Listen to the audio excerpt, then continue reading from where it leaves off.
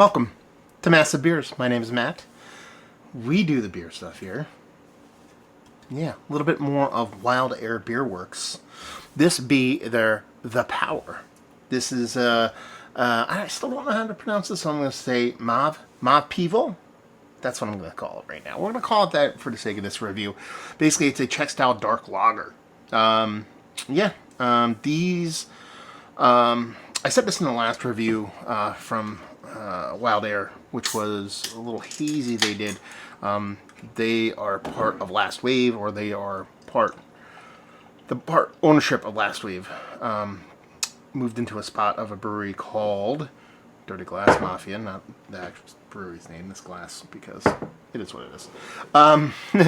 It used to be called Dark City, and then they opened up here, and a lot of their cans are starting to get up my way, and I kind of dig the vibe, dig the beers they're putting out there. They do a bunch of wild stuff, do a bunch of lagers, drinkable beers, and label-wise, that's pretty damn cool, to be perfectly honest with you. I like the art design, I like the whole nine. As far as the back here, it says The Power. Oh, well, we perhaps, when you're my age, you'll know the heart is untrustworthy beast. The mind, too.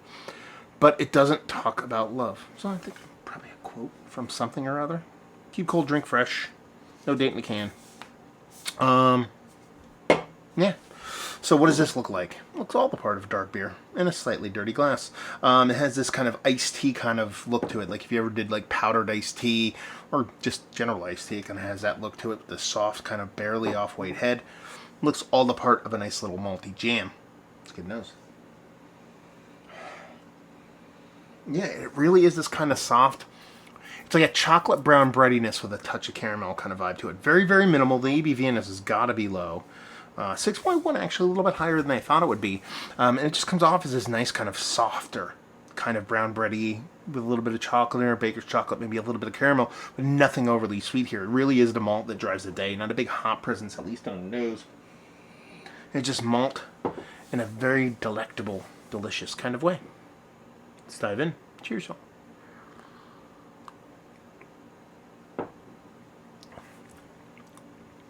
That is a chugger beer. Yeah, it really does follow through on the nose almost perfectly directly into the taste, and that it is this nice soft maltiness, this little kind of, again, I keep going back to this brown bread, which you threw a tiny bit of baker's chocolate in there, used like almost like a caramel as the sweetener, as opposed to using just a touch of sugar, just a touch of caramel. Again, we're talking minimal notes here.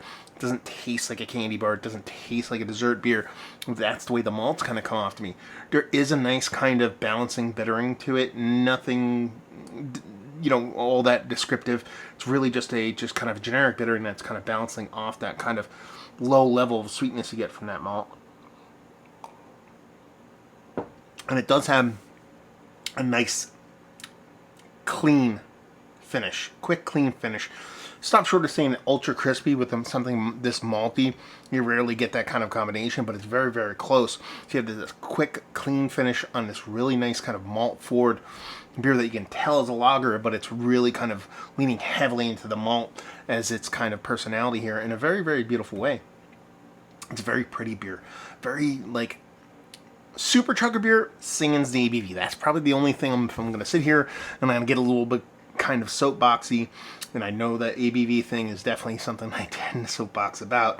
But this being 6.1%, I think is a little bit of a crime, because I really need this at 4.5%, 5%, because this is something that I want to drink session-wise.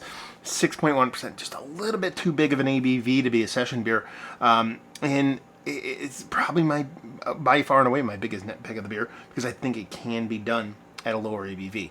6.1, not that big of a beer. You definitely throw down a couple of these. But if you're talking want to sit down at Belly at a bar, go down to Wild Air and just chug some beers, some pints, this coming in at 5 or sub 5 definitely go a long way to facilitating it as a super sessionable beer, because that's what it wants to be. That's what it is. Saying that little bit of highish ABV for its style and kind of beer it is. But overall, is it one of the better dark lagers that I've had as of late? Absolutely. Mount Rushmore status, let's put it there. Really great stuff, from that hazy I had to him now to this lager. Kind of chomping at that bit to pop down there. So I'll have to do that in short order. Valued availability, I want to say I paid like $13 American for this, and bought it off the shelf. leave you with if you like, well, you like this dark lager. How about that? Or small little malty jams, you'll dig this.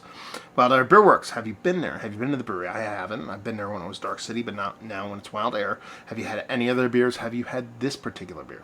All that fun stuff. Let's talk about it down there. So there you go. We're reviewing the books.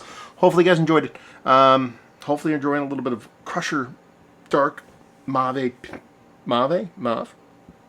Tmavé, that's how I would probably pronounce it, because I probably said that before. Are you crushing lager right now? Or I hope you are. I hope to see you next time. Cheers, y'all.